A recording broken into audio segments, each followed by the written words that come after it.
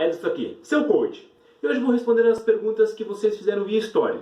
E a pergunta de hoje é, olho na tela. Ou se eu entendi bem, finança entre casais. Bom, vamos lá. Para manter as finanças organizadas, sei que não é fácil para ninguém. E quando se trata de casais, então, as complicações podem dobrar ou cair pela metade. Mas tudo isso depende de como os dois pombinhos aí vão agir. Pois casais que moram junto, na maioria das vezes, têm planos e objetivos para o futuro. Como, por exemplo, começar uma família, ter um imóvel próprio, entre outros. Mas a conquista desses sonhos depende muito de como os dois pombinhos aí vão agir com as finanças. Caso vocês estão planejando juntar as escovas ou se já juntaram, acompanhe esse vídeo que eu tenho 5 dicas para vocês lidarem com as finanças a 2.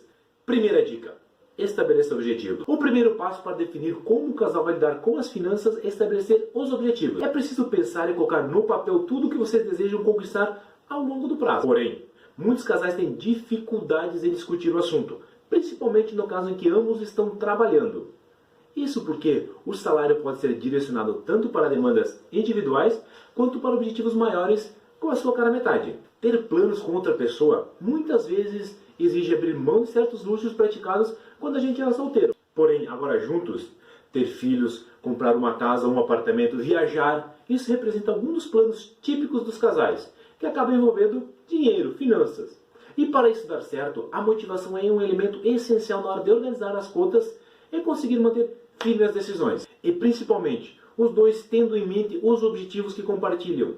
Fica mais fácil dividir não apenas o dinheiro, mas também as responsabilidades. Na verdade, quando ambos estão determinados a bater uma meta, o apoio entre ambos se torna algo rotineiro. Segunda dica: defina o tipo de união que vocês vão adotar antes de juntar as escovas.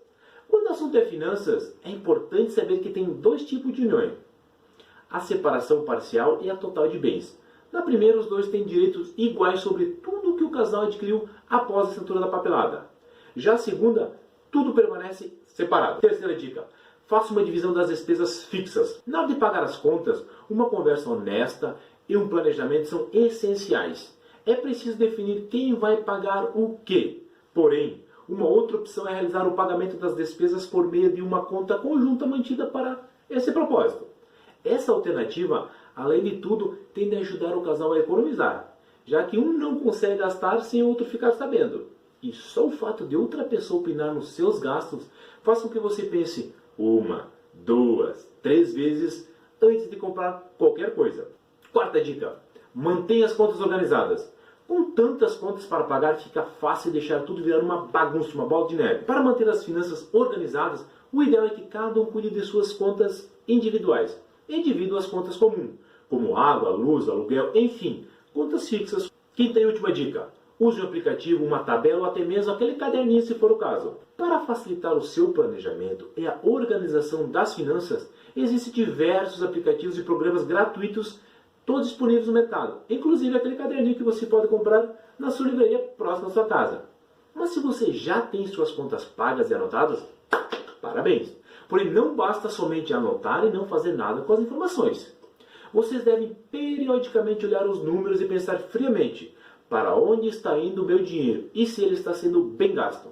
Mas se ele não está sendo o suficiente, é recomendável pensar nos objetivos comuns da família e reencaminhar os gastos para a realização dos sonhos e objetivos. Mas em resumo, junte todas as contas fixas, sonhos e objetivos, dividam, paguem e o que sobrou, gaste como quiserem, mas de forma saudável e inteligente. E na próxima semana vou te responder a seguinte pergunta: por onde eu começo a investir se eu sou um principiante?